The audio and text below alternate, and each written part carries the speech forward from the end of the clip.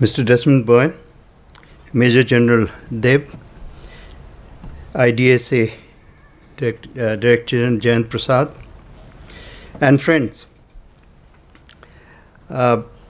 Presentation is too important a word to be wasted on the remarks I am going to offer to you this morning. But I hope that these few thoughts that I place before you will encourage the primary purpose of a think tank. The primary purpose of a think tank, I presume, is to think. And if we can begin to understand not simply the text with which we pursue policy, but the context in which policy is framed, then I think perhaps we can be on that narrow road to greater clarity. The subject, strategic stability in the Indo-Pacific. Not too long ago, certainly within the lifetimes of most of the present audience, any discussion on this subject would ipso facto mean a discussion of the role of what were called the great powers. Because the great powers were responsible both for stability and indeed for the instability in the region. Many of the terms that we use in these discussions are essentially terms that emerged out of great power contests, rivalries. The 20th century shall go down in history as extremely important for many reasons. But the two most important reasons why it will claim a place in history is because it had the most horrendous wars ever known, the most punishing wars ever known. But it also had a very creative part to it. It ended the age of empires. Exactly 100 years ago, the process by which the age of empires, dynasties began to collapse. The first end of World War I saw the end of four major empires: the Tsarist Empire, the Austrian-Hungarian Empire, the Ottoman Empire. And if you look at it in the context of what had happened just before, in historical terms, 50 years, 60 years is not very much. Just before the Chinese Empire had collapsed, the Indian Empire had collapsed. Little before that, the Spanish Empire had collapsed. And within another, exactly 100 years ago, the challenge to the last phase of empire building, which was colonization, began exactly in 1919, 1920. And indeed, the challenge began where European colonization had started. That was India. Once India won her freedom, when Gandhi started the challenge to the British Empire, which was by far the mightiest empire in history, conventional wisdom thought that what was this madman up to? The British Empire would last for 400 years. Indeed, all the imperial architecture of the city was built on the basis that the British Empire was going to last for a little while longer.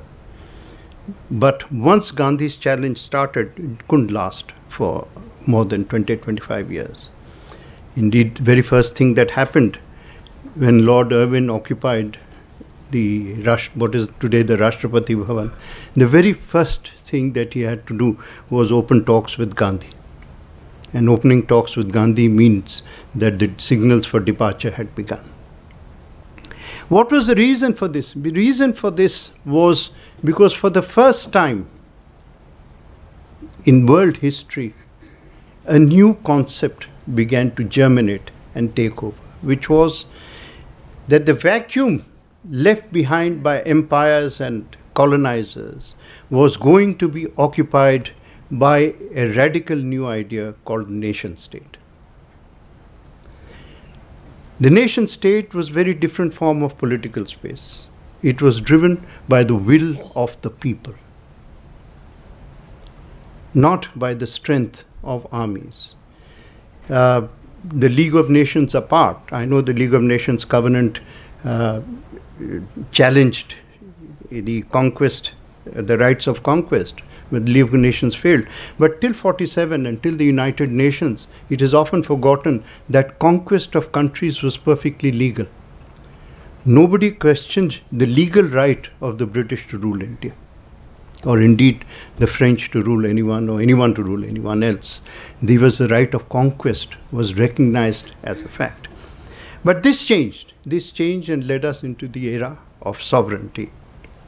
And sovereignty opened up space for something that had been subdued by colonization, which was the space for aspiration of people who felt they had been denied their due prosperity by the history and the story of the last 200 years. So today when we talk of strategic stability in the Indo-Pacific, our minds wander not towards necessarily immediately towards America or Russia, but we know that the subtext is held up by two bookends, and those bookends are called China and India, and India and China. And that is the subtext which we hope to explore in our remarks today. Let me begin with the perspective of India. Why the Indo-Pacific is important, critically important to us. India is strategically blocked, one, by a natural phenomenon, which is the Himalayas, that acts perhaps both as a safeguard but also as a wall. But to its west, India has history's widest wall, which is about 300 or 350 miles broad, called Pakistan. Our trade is blocked. Today we cannot trade with Afghanistan, let alone anyone else, through the land routes to our west. The Atari border has become meaningless, and the latest news on the subject is that Pakistan has actually even abandoned its trade and route agreements with Afghanistan, because its trade and route agreements would lead Afghan goods here. We are forced to use an air corridor for our trade with Afghanistan. That air corridor, which began last year, is working actually quite well, but no air corridor can replace the cost and value of land transport. We have had to develop Chabahar in order to reach Afghanistan. Wheat shipments can't reach Afghanistan. Humanitarian stuff can't reach Afghanistan, let alone legitimate trade. Our route to Central Asia is blocked by this huge wall. And so Central Asia, if you compare our trade with Central Asia, our communication, despite a huge amount of goodwill for us, you will find that we are a very small percentage compared to China. No, you can't blame China for that. Nobody is going to let a vacuum emerge, and so China will naturally fill the available markets with its own goods. But these are our problems that we face. In fact, for a variety of reasons for which we cannot, which are not relevant immediately to our immediate subject, India has become a very pivotal formation in the map of Asia. To our west, Pakistan onwards, right up to the Sahel. Do the math yourself and think how many nations have governments which are fully in control of their territory. You won't find too many. This doesn't mean that there are vacuums. It means that there are militias and there are bands and there are groups which are actually exercising forms of control. But this whole region has become a contiguous war zone. To our east is a mix of just about every form of demographic that you can find. There are Muslims. There are as many Muslims to our east, including India, as to our west. There you'll find languages of a variety. You will find faith. Every faith is there. Hinduism, Buddhism, Islam, Shinto, and indeed that honorable faith called atheism. The world's largest group of atheists is there in China. But irrespective of what we believe in or don't believe in, there is one thing in common in the East, and that is every country, less or more, greater capacity or less capacity, has understood that the purpose of the 21st century is to achieve and meet the rising economic aspirations of the people. Because the 21st century, as I said, is a century for the first time which is driven essentially by the people and not by power elites. Power elites are becoming vulnerable to the pressures of democracy. Where they don't accept the pressures of democracy, there are other forms of turbulence. But this is becoming a people-centric century. And the first, perhaps greatest desire of people is for a better life, which has been denied to them. So, nations that are emerging from here are basically rising. When they talk of a rise now, we do not talk of a rise in terms of extent of empire, that the sun never sets on the British Empire. That doesn't matter. What matters today is that there is no sunset without food at home for the people. That is the sunset which is critical. That there is not going to be a sunset in which a child shall not hope for a better tomorrow with more schools, more clothes, better food, better opportunity. And it is this that makes the East into perhaps the most, East Asia into the most fertile place in the 21st century.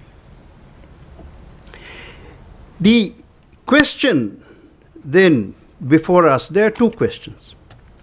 One, to continue on a theme of the 21st century. The 21st century is already developing very, very fascinating new opportunities and concepts. First, ever since civilization began, man has been a land-centric animal. Culture, agriculture, industry, mostly it is land-based.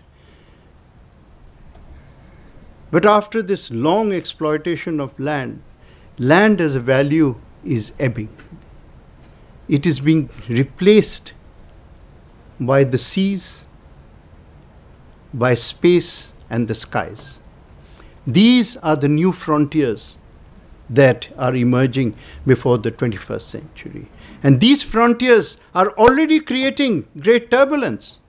Every day's morning's newspapers, whether it is a story about Facebook or whether it is a story about some form of technology and its impact on our obvious inner, in both outer and inner lives, is becoming the stuff of page one headlines. It is space. The trouble here with the seas, with the skies and with space is that there are no rules at the moment with which we can convert them into shared prosperity. We have yet to develop the rules and regulations. It took a long time for us to develop the rules and regulations for land. As I said, it was not till the arrival of the United Nations that conquest was made illegal. And the sovereignty of nation states began to be respected. But almost as if the moment we had solved at some large step and created the basis of stability on land, the turbulence of possibilities on the seas has emerged right up. Of the skies and space is there staring at us. And we have seen great inventions from the wheel to today, but nobody has seen an invention as extraordinary as what is happening to communications through the net. The wheel, if you think about it, hasn't changed. The pace may have changed, but the wheel itself has not changed. But the net keeps reinventing itself, every year almost. And the pace of reinvention and artificial intelligence is such that we really do not know where it is going. And therefore, the search for rules in these areas is going to become that much more complex. I suggest, therefore, that when we talk of the blue economy, we do not restrict ourselves to thinking only about the seas. The skies are also blue. And we have to expand the meaning of the blue economy to include space and skies. The language with which we address our issues is again something that is going to demand new dictionaries. Asia-Pacific, the old term, was basically a definition of war zones. America's movement into the Pacific, certainly which became a critical fact of American strategic thinking after World War II and the Japanese attack on Hawaii, and America's dominance and control for security reasons of the Pacific was followed closely after Second World War by its new challenges, which was the challenge to defend Taiwan, the challenge to defend South Korea, and then again the challenge to defend Japan itself. So it was very important for America to control what it called the Asia Pacific. But war zones have slowly, not completely, and it can never be complete, have slowly given way to the language of trade zones. And the Indo-Pacific is one of the most important definitions of perhaps the world's most significant trade zone. For us in India, the fastest growing economic relationship that we have is towards ASEAN, China, and Japan. So we are moving east as the most important engine of our economy. But there's also something else happening. For a long while, our approach to America was really controlled by one linear attitude, that we looked towards America through the lens and the consciousness of Europe and Britain and moved on. We actually followed what might be called the sky routes, the airplane routes in our thinking. That was another element of what might be called the inheritance from our colonial past. It struck me while thinking about this subject that in the colonial age, the world was flat. You moved from east to west or west to east. But today we are searching from America, we are going towards America via the east, via the Pacific. And the world has become round once again. And these are the possibilities that are creating new partnerships of cooperation, whether it is the quadrilateral. So Australia now is very much on the strategic map of India, because we are now looking at the world from what might be called an independent strategic mindset. America is to our east. America is no longer to our west. And it is this new thinking which is driving and creating a new language. What is a primary requirement of an economic zone or a trade zone? The primary requirement is security, of course. But what is security? Security for what? This security is required for freedom, not for control. For the first time, we are searching for security to ensure free passage for trade, for all. For all. The Malacca Straits have become only a metaphor for a much larger reality. That we are not going to allow anyone to block. It's the language of the most important, again, the most important emerging reality. An emerging reality that we have absorbed and put into our own policy framework and thinking, and that is that the only form of prosperity that is sustainable is shared prosperity. Prosperity that is not shared is not going to be sustainable. As you all know, that we have a very old saying in our philosophy that knowledge is the only thing that increases when you give it away. Prosperity too is the only thing that increases when you share it. The day of grasping and concentrating on singular verticals for prosperity are really coming to an end. When we think of conflict, the answer to conflict lies in three other C's. Competition. Yes, of course, there is never going to be a world without competition. But competition is going to be shared and fair and equitable only when there is connectivity and cooperation. And connectivity that is for all, rules-based, and connectivity that does not impinge on the other modern reality, which is the rights of sovereignty. And these rights of sovereignty will be respected and they will not be negotiated away. That much I can guarantee you, certainly not by us.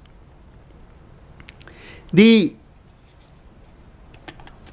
question that seems to me to be the fundamental question that can become the basis of perhaps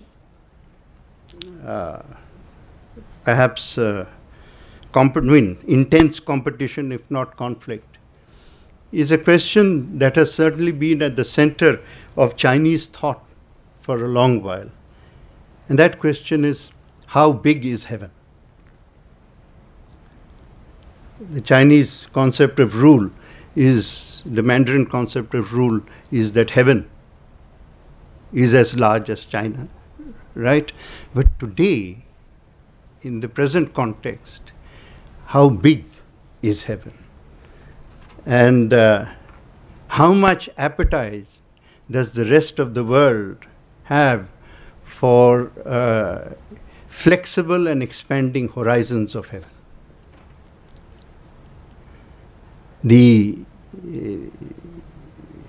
This question is not going to be answered easily, but it is going to be addressed. It is going to be addressed not in the language of conflict.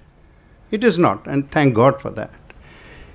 It is not going to be addressed, hopefully, even in the language of pseudo-hysteria. But it is going to be definitely addressed in the language of diplomacy. And it is already certainly coming to the corners. Because, you know, even heaven, when it expands, does so at a price. Just as there's nothing called a free lunch, there's nothing called a free heaven. And who picks up the tab for this expansion is, again, one of the elements that engage embassies, missions, and governments all around. We have watched in the 60s and 70s attempts by the old powers and superpowers to buy their way into influence through that fascinating illusion called money, using banks and debt. We've seen that model collapse in the 80s. Today,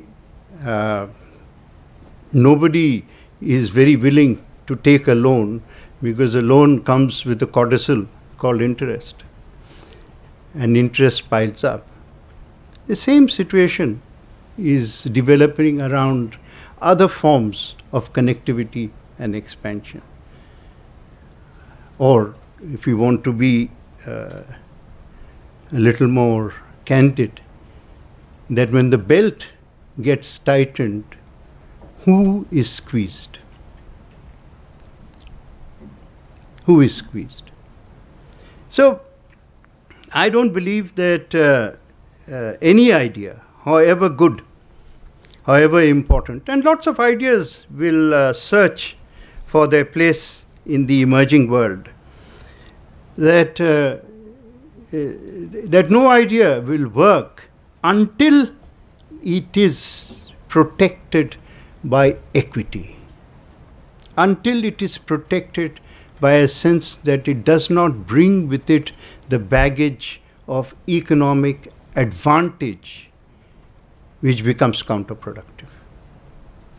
As I'm sure all of you have understood, I've been using extremely careful language in my definition or in my attempt to understand what is happening.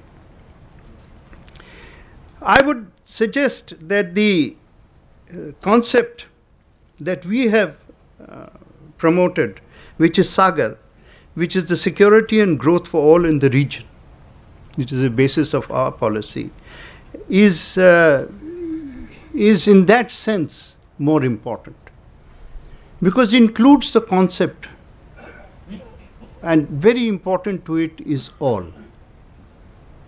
It is shared. And the subtext of this concept is seas of freedom and prosperity. Freedom and its continuum, prosperity, is the objective. The language of academia sometimes searches for analogies that seem to be a little misplaced. So we hear the familiar term, the Thucydides. I never got the pronunciation right, but I'm sure you know what I mean. The Thucydides trap, in which either Sparta or Athens was rising and the other falling, and conflict was inevitable. We don't necessarily have to be in an age which is one of displacement and replacement. Nobody's rise has to be at the cost of displacing somebody else's. You don't have to displace or replace. You displace and replace too much, you'll misplace yourself. There can be and there must be cooperation. And this cooperation is quite possible within the abilities of reason. Why is it possible? Because today the rights of sovereignty are enshrined as a world's commitment. So in order to look for prosperity, you don't have to conquer anyone. You merely have to discuss with someone else. You have to get rid of the notion that there are powers and superpowers. You have to get rid of the notions that there are big nations and small nations. Nobody is a big nation or a small nation. Everyone is a sovereign nation. Yes, sovereign nations have different capacities. Of course they have different capacities. Right? But what has size got to do with capacity? Britain didn't have the size of Haryana or Punjab, and yet it conquered most of the world. The capacity was far different from the size. Even today, and in a much better age, I would suggest that we have to respect sovereignty and equality, sovereignty as an equal right of all member states. Look there, I'll tell you the difference in the political spaces that occupy the globe. 100 years ago, in 1919, there were only about 60 to 65 political spaces. You can call them nations, you can call them kingdoms, you can call them whatever you like. There are only about 60. Today, there are 195 countries, 193 or something of that sort. So it's a very different world and a very different phenomenon that we are facing. But this phenomenon has to be recognized by governments. This phenomenon has to be recognized by governments with ambitions of dominance. This has to be recognized and corrected by ambitions of dominance.